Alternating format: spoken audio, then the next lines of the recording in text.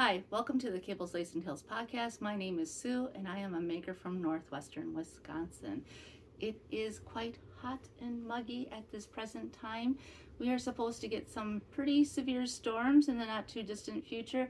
I'm hoping for no hail or tornadoes and just a good old thunderstorm to give our ground and all the life around us a bit of drink. So let's get on it. I am thinking, I'm not sure, but I am thinking that I'm going to try to make this a smaller podcast because I have been tinkering with some editing. Let's see if it works. You know, it was a little fun. I did a 40-second video and it all worked. So let's see if I can do it on a larger video. The 40-second video is for my eyes only. My microphone is taking down my shirt and I don't like it. Anyway, here we go. I have only one finished object, and I've already finished it a while back, but I finally gave it a good soak and block. And that is my Terpsichore scarf by Sari Norlund. It is beautiful. Let's see if I can get it all. Stretching it like that, it does come up a little bit, but here. It blocked out wonderfully. It grew quite a bit. I think it doubled in size, to be perfectly honest. At least times one. Yeah. I mean, it really, the ends, I didn't stretch them out too much.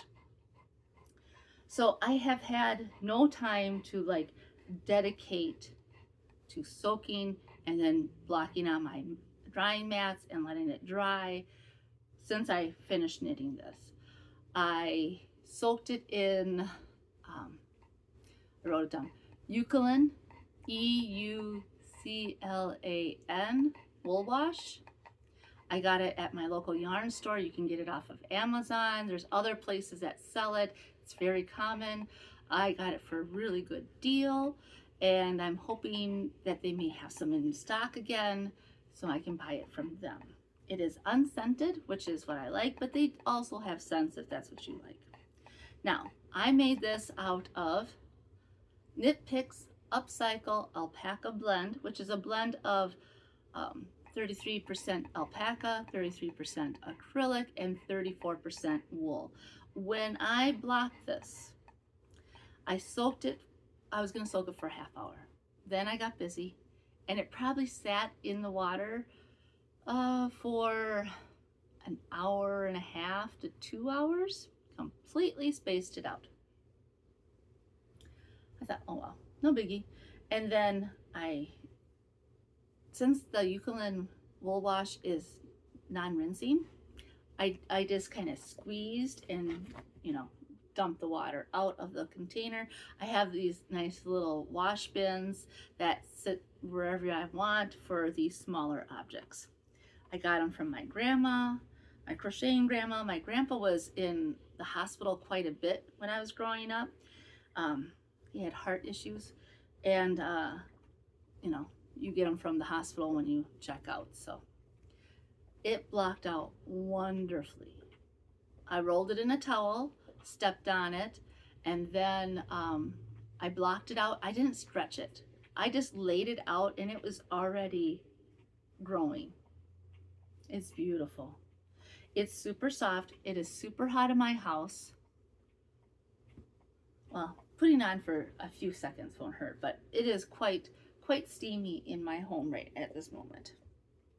So it is nice. So I don't think I can, no, I couldn't like tie it behind me. I would have to do more repeats, but I can definitely wrap it around.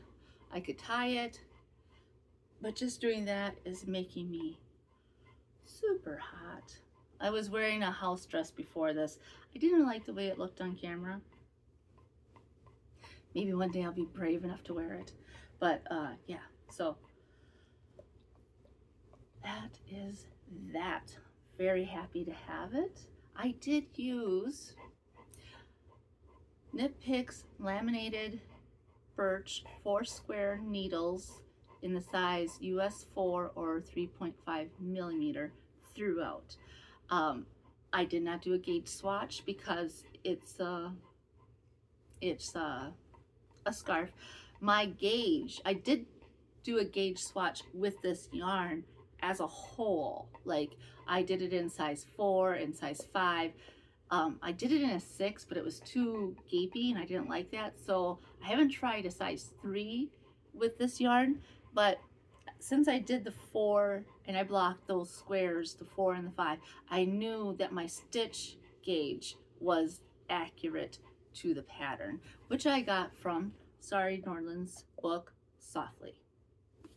It's a lovely pattern. What was that? I don't know. Something made a weird noise. It was a lovely pattern, and maybe I have to edit that out.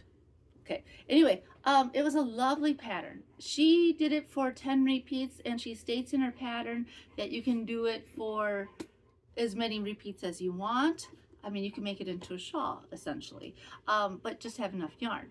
And when you get to a certain part in your yarn, I had more than enough yarn. I used the color Oyster in the Upcycle Alpaca blend, and I have quite a few skeins, so I wasn't really worried about running out. And I used each sport weight skein is about 273 yards, and I used 1 1/4, 1 skein and a quarter, so you know, probably 300 plus yards for 14 repeats.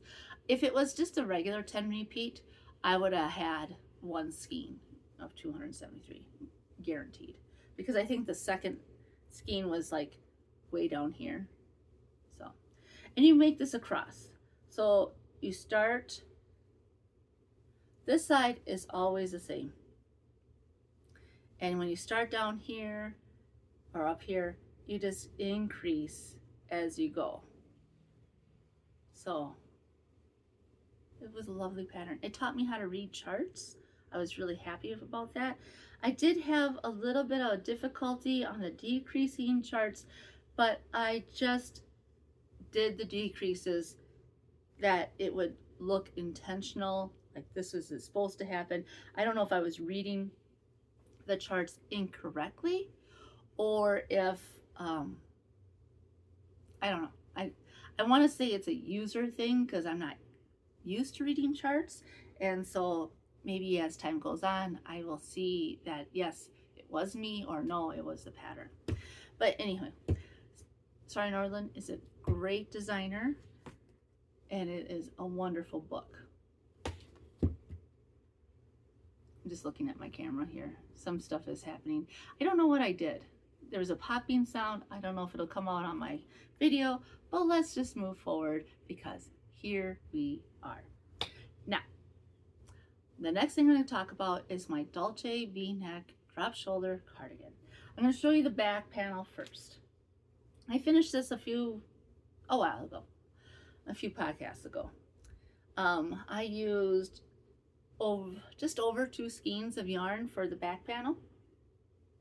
It's so beautiful. That white line is a lifeline to show where the shoulders, where the arm hole will begin.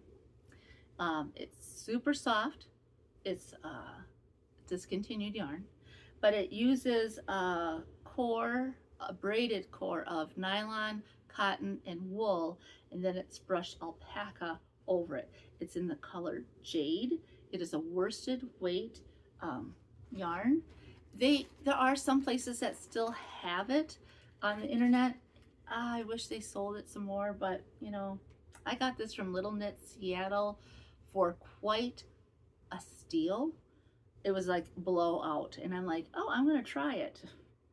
Now I wish I had tried it more often. It is a beautiful yarn. I love it. Now, last Friday night, I was really tired, and I measured where I was in my pattern, and I wrote down how far I was supposed to knit to. I am using the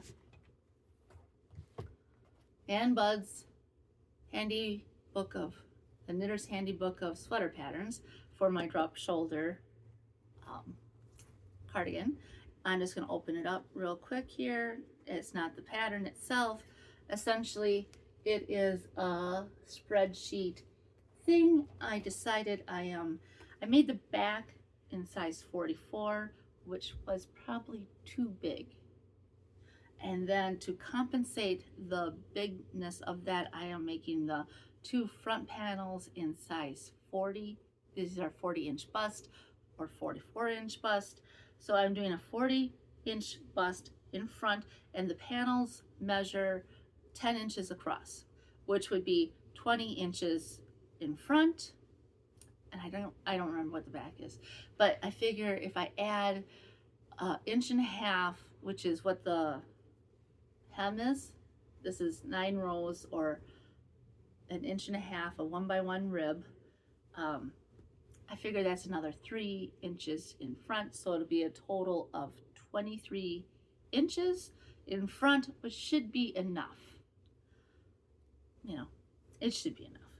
Now, last Friday, I wrote down on my notes, go to 8 inches, start shoulder shaping. I was so tired, and when I probably wrote that down, I was so tired. And I was like, oh, well, I'm at 11 inches. I did 3 inches too many. And I was a little nervous about ripping back this yarn, but it holds itself really well.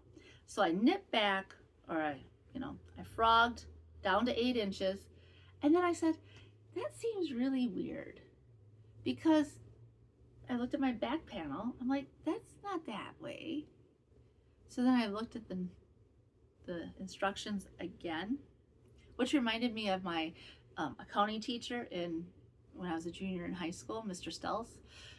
Little tangent story. Mr. Stelz was the basketball coach. He was matter of fact, he was tall, he had dark hair, and he was kind of formidable. And he would say to us, always holding some papers, if you don't first understand, go back and read the directions. If you still do not understand, go back and read the directions. If you feel the need for coming up to me and asking me, go back and read the directions. You see where I'm going here? So we would inevitably read the directions, not understand it, and then we would go ask him for help, and he would ask us if we read the directions over and over, like, are you sure? Did you read the directions? Are you sure you read the directions? And then he would proceed to read the directions to us. And if we looked confused, he would read them again. He was a fun teacher. Anyway, so I reread the directions and realized that the instructions said, knit to the same place as you did on the back panel. For me, that was 14.5 inches. So I had ripped out 3 inches, realized my mistake, and started knitting the back. So no big deal. I got to my spot at 14 inches. I put another lifeline in to denote where the armhole began. And so this is really soft. I want to say kind of like a mohair, but not really. But it's really soft and floofy, and I don't want to put pins in this to like make the stitches go wonky. So then after you mark the spot for the armhole beginning, you knit, I think it's almost 4 inches. 3 something. I don't remember exactly. I want to say 3.5 or 3.75, but I'm not 100% sure, and I did not write it down. And it's part of the pattern, so whatever. And then you start doing the neck decreases. Now when I got here, I measured, because I needed, I think 23 3/4. Well, I needed a certain amount, okay, to match the back panel.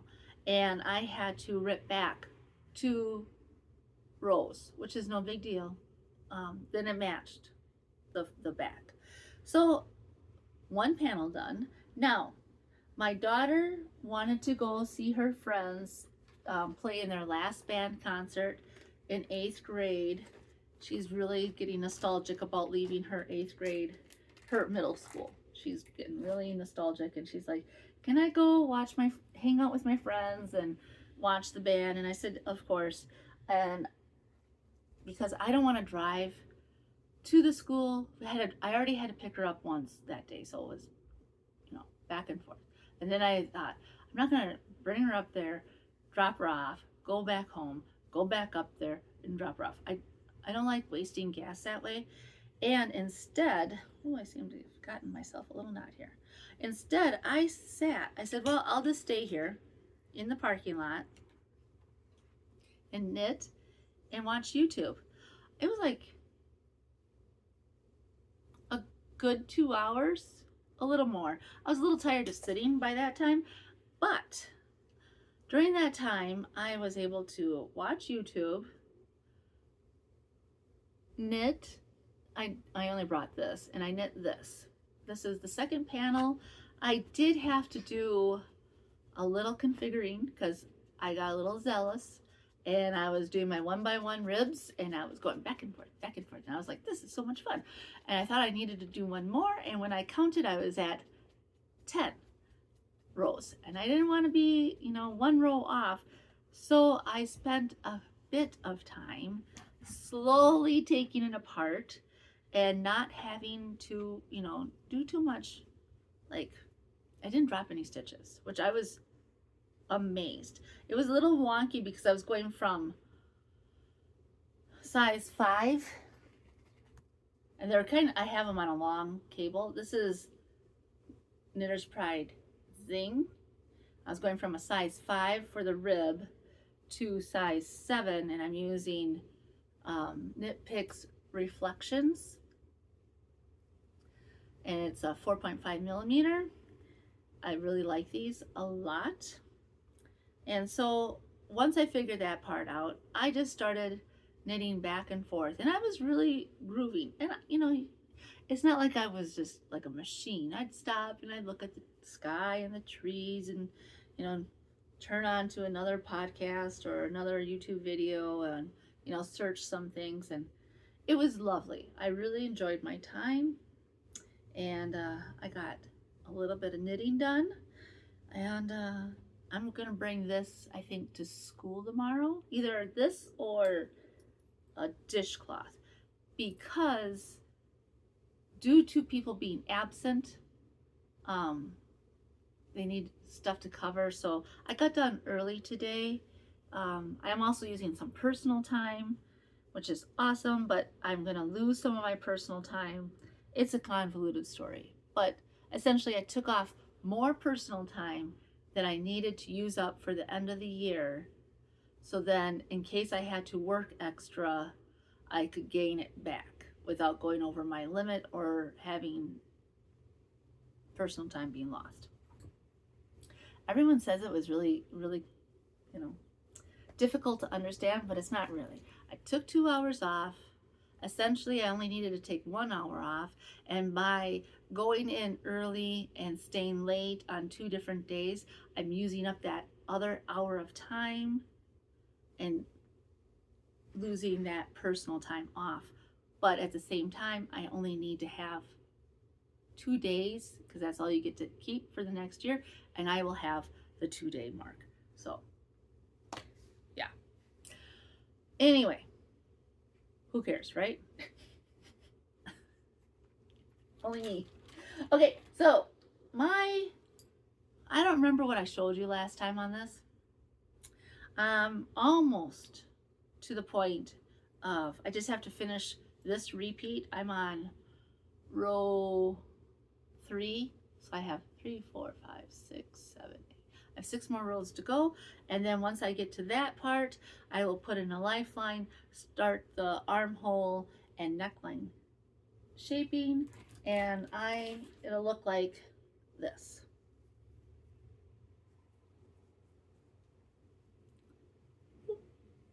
So that's what it's gonna look like. I'm just moving along. It'll be fine.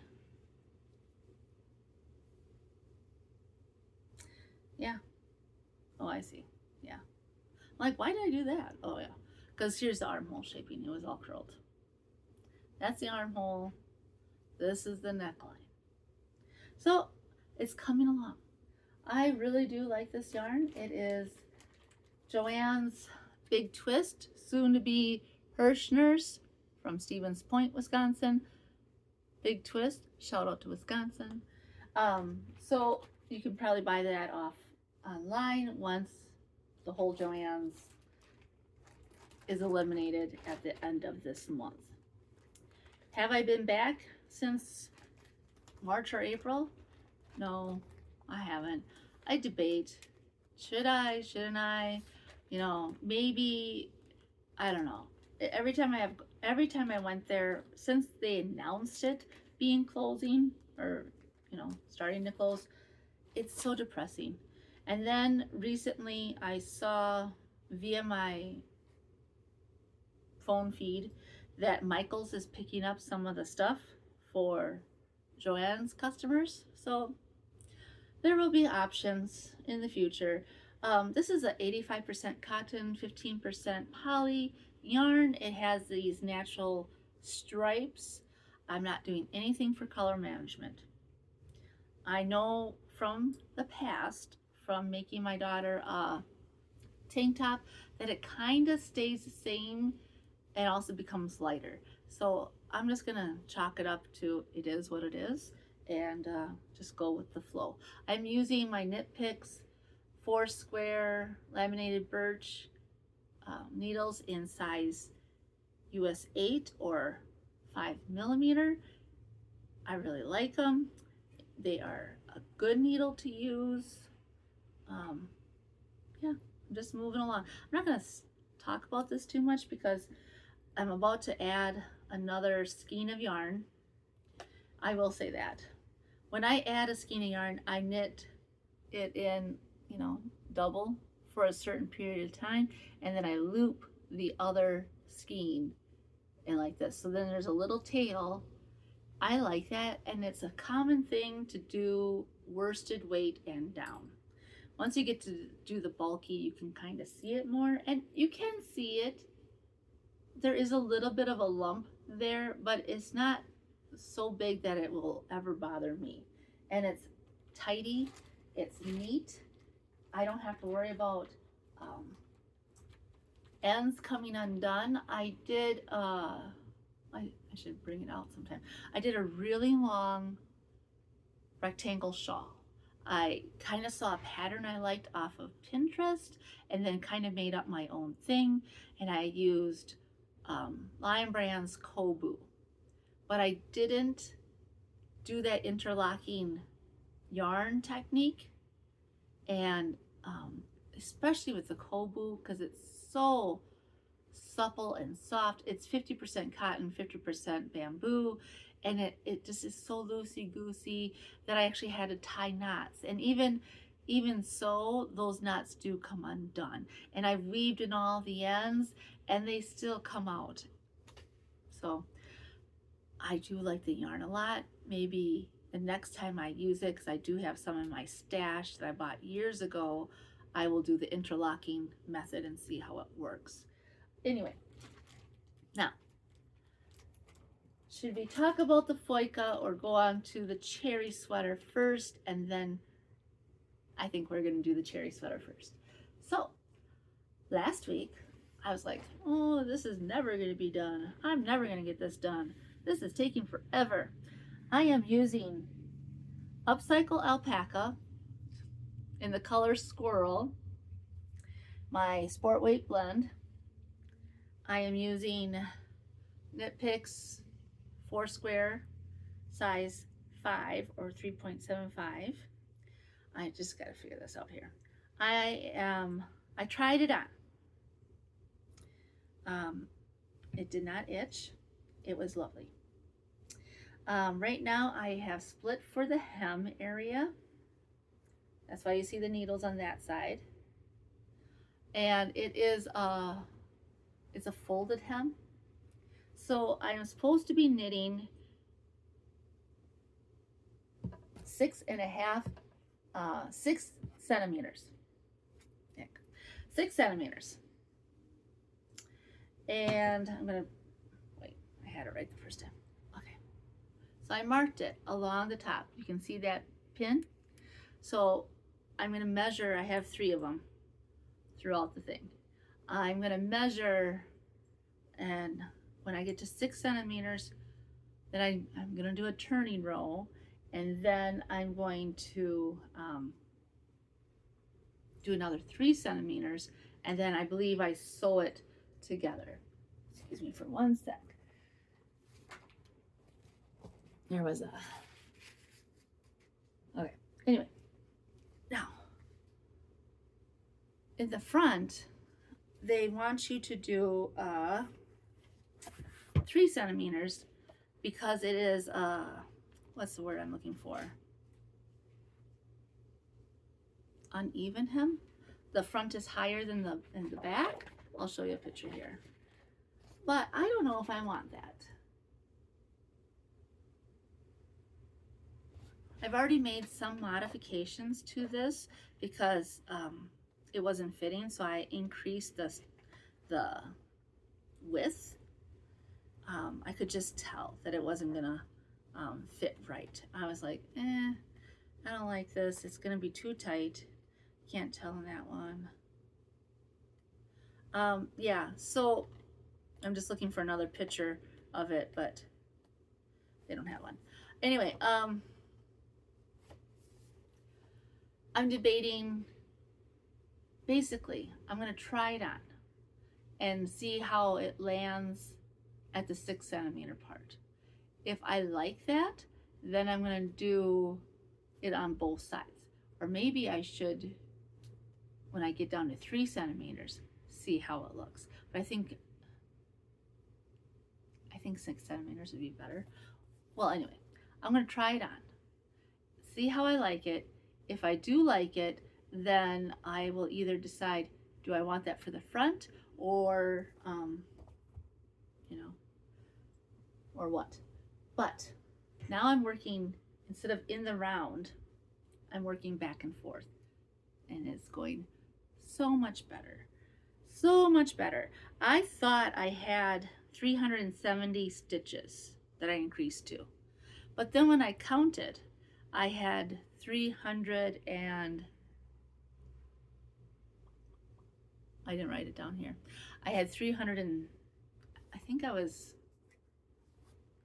instead of 185 for the front and the back, I had, here it is, 368. So I was too short on both sides, which is weird.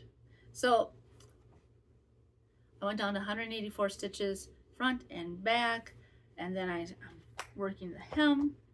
Once the hem is done, I'm going to do the arms, and then it will finally be done. It is a really nice pattern. I really grooved until I hit this area. Then it kind of languished. And you can see it's supposed to be more square, but you can see that I kind of made it bigger. It looks nice on.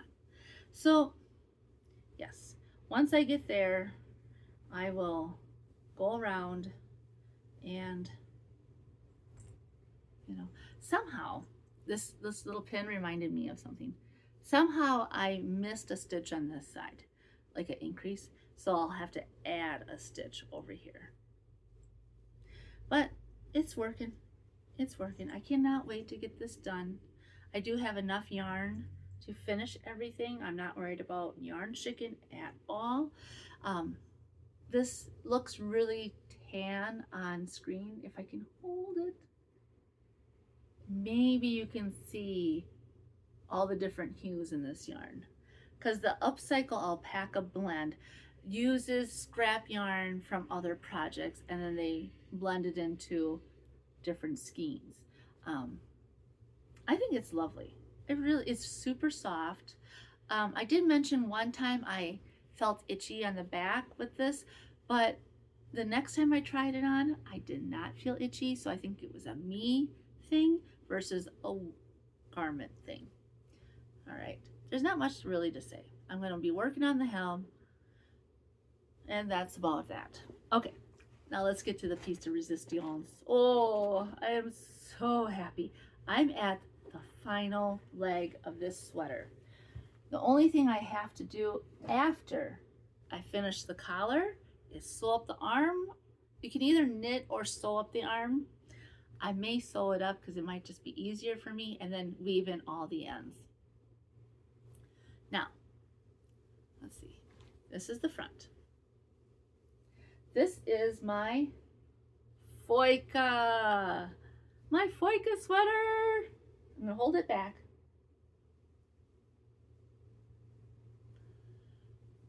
I'm using Alpha Slopey in the colors Arctic Blue, Space Blue, and White.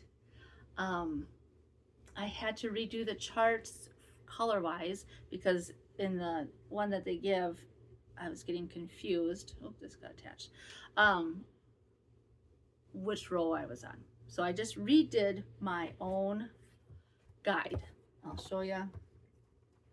I'm using the Wilderness Knits book by Lincoln Newman. I really like it. I've had some minor things. I'll show you the, oh, since I'm done with the chart, I can just show you. So here's one of the charts. I just redid it because it's different than the book. I wrote notes in here. Now, because I put the arms on at the wrong area of the repeat, wrong section of the repeat, I got some funky looking things right here, and if you can notice this spot there. Now, this spot is also here, and they're also corresponding on the back as well. Oops. So there's one, there's the other. Now, I learned from knitting group Anne, if you make a mistake, make it part of the pattern or like intentionally, okay? So when I realized when you join in the round, you join in this area. So it's all blue. So you don't really notice until you start doing the color work. And then you're like, oh. And I did not want to take it apart. I was like, no, thank you. I just did not want to redo it. It just seemed too intense, and it's a sweater, okay? I don't have to be absolutely perfect. It's not going to bother me, and I did make it look intentional all the way throughout. And you can't really tell, a little bit here and there, but you can't really tell. Like this is a little thinner than these, you know, same thing. It's a little thinner, but not really. I really looked at the pattern, and stitch 4 had to remain the same throughout. Essentially, these white lines is stitch 4. So stitch 4 was very important, and as long as I kept to stitch 4 and finagled right around that disjoint area, it worked out. It's very hairy. It's a Lopey wool. I got mine from Little Knit Seattle. It was a good price. And then, what else can I say? Oh, my stitch counts. Okay, so the first set of decreases, I was supposed to have 195 stitches. But if I did that, then it would be glaringly obviously wrong up front.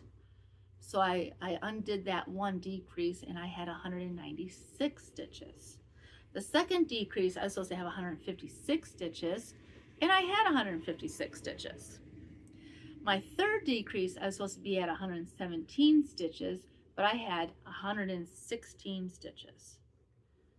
And then at my fourth decrease, I was supposed to be at 78 stitches, but I had 80 stitches.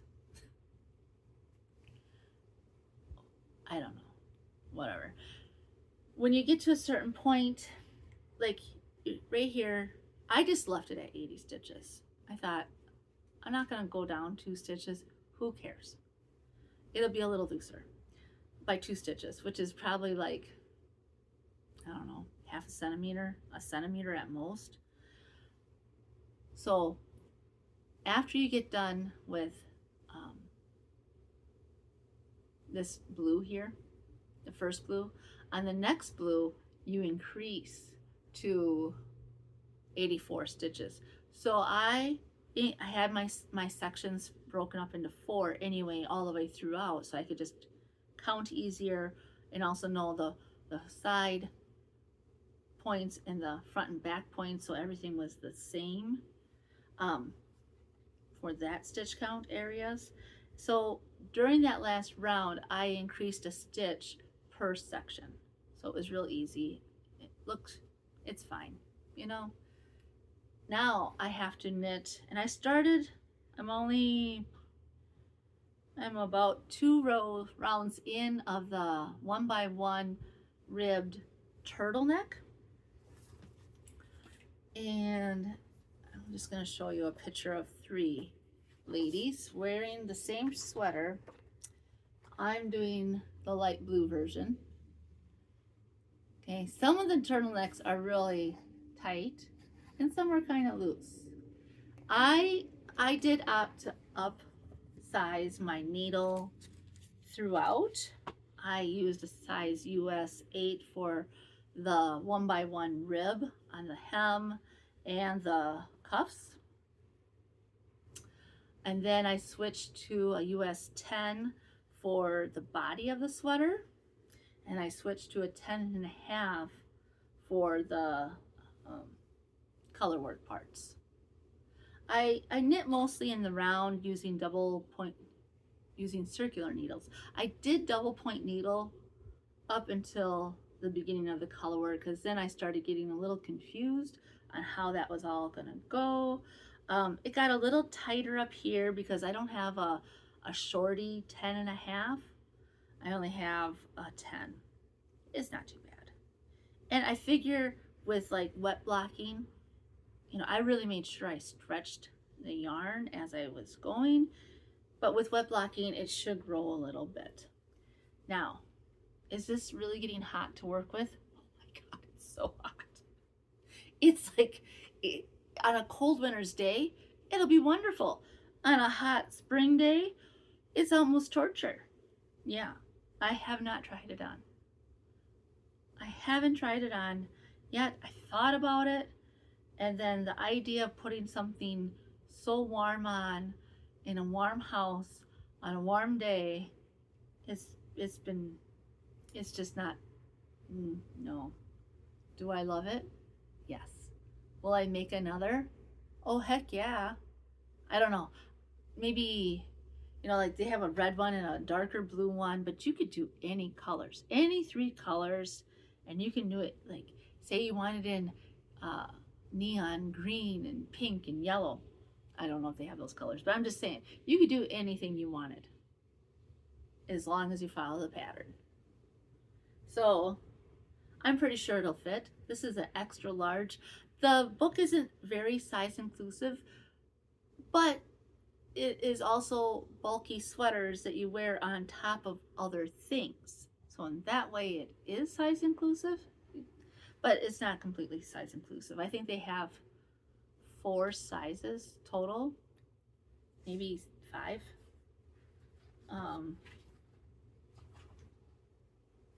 Oh, medium, large, extra large. No, they have 5 sizes, from small to double XL. The next one I want to do might be this one. It's either this one, which is so pretty. The charts seem a little daunting, but I mean, like, if you just break things up, I find then it's okay. Like, don't concentrate on everything, but just concentrate on that. But I also really like, I've seen people wear this sweater.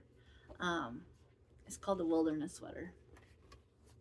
And I just really like it. It's so pretty. But she has a lot of sweater patterns in here that I like. Some are just simple, some are steeked, and I don't know if I'm ready to do steeking yet. So that's that. But now that this is almost done, I just have to do 8 inches of the collar. Once it's done, I'm going to work on my other colorwork sweater in the sport weight yarn that I am using. It is called the Finley, and I will talk about that more when I get back to it. But yes, I would like to make some summer items. I would like to have my own knitted or crocheted tops, some more summer cardigans. I do like the lace cardigan I am making, but it would be nice to have a variety of winter, fall, spring, summer cardigans. So I can, because inevitably, if you ever go out to eat, it is hotter than sin in summer, and then you go into this freezing cold restaurant or even a library or, you know, stores, you know, and you're like, oh, wish I wore a jacket. So yes, having a cardigan instead of a raggedy old sweatshirt that I have right now would be wonderful. Now, will I be able to do some editing? Boy, I sure hope I can. I'm already at 41 minutes at this present moment in time. I'm going to let it go at that because I did have a lot of fun with my 40-second video. Now, will it work? I don't know. If you don't see anything, maybe I'll be able to put the names of the sweater that I'm showing at the time or whatever up in this area. If you have any questions, feel free to ask, because, you know, sometimes when you make a mistake, you feel that you have to rip it all apart and start over. Some people really need that, and that is fine. Or just make it part of the pattern. You know, mistakes happen all the time. All the time. I make them constantly. Oh, yes. Like today, I got done with work early and I was so happy. I bought school lunch. It was breaded ravioli. They were delicious. And I went to go dump my tray and I slipped on some water, fell, and bruised the area right below my kneecap. I am fine. I did swear at school. I told the principal, I told on myself, I said, MF. And then, you know, everyone was around me like, are you okay? I'm like, yeah, I'm fine, but I really want to swear right now. And there was a little girl, I go away because I want to swear. And she ran. I'm like, son of a bitch, it hurts. I'm fine. I got some ice on it already. I already made the Workman's Comp clean, which is nothing. I'm going to do self-care because that's all it needs to be done is self-care. I will take care of myself, put some ointment on it. It'll be a-okay. But it was a mistake and I'm fixing it. Okie dokie. Ramble. Have a good time. I hope I can do some editing, because if I can, then I'm going to buy the Canva Pro, because I like to use Canva. They're not sponsoring me, but I found it user friendly. And for this old dog who wishes that she took more computer classes growing up, I just want to state that I grew up in the 80s, okay? And we had the big old 5-inch floppy disk. I think it was 5.25-inch floppy disk. And when we were trained in 8th grade about IBM or Macintosh, because it wasn't Apple, it was Macintosh, we were told if we did stuff to it, we could break the machine. So it like got ingrained in my head that things can break really easily. And then, you know, of course, technology has changed. But the next time I touched computers, I was a junior in high school. And, you know, that was like, excuse me, 3 years from the first time I touched them to the second time I touched them. Of course, things change. And then in college, we didn't really use computers much. I mean, it was starting to become more and more prevalent when I finally graduated in 1997. But it wasn't really, I went to college for 8 years, so it was glorious. But it wasn't really prevalent to do a lot of computer. I had a word processor and, you know, to write papers. So then as time has gone on, I took a bread class when I first moved to my home, and I thought I was going to be working with bread. No, we were seated at a table, like a U-shaped table, and the guy made bread and talked about it with us. And a woman next to me, she was older than me, and she had a daughter who was probably late teens, maybe early 20s, and the mom just got a new phone, and she was so worried that she was going to break it. And how come they don't have user manuals and all this stuff? And her daughter was like, oh my God, I can't believe it. And the chef and we were about the same age. And we were like, that's because you could break things back then. And things are so different now. So if I can figure out how to do it on my phone, which I've started to, I can figure out how to do it on my computer, which I've started to, and things are moving and grooving. And when you learn new things, you keep your muscles supple. Yes. Anyway, now I've rambled for another 5 minutes. I never stop talking, I guess. Well, have a good day. Take care, have fun, keep on knitting, and let's see if I can get this editing thing done. Have fun. Bye-bye.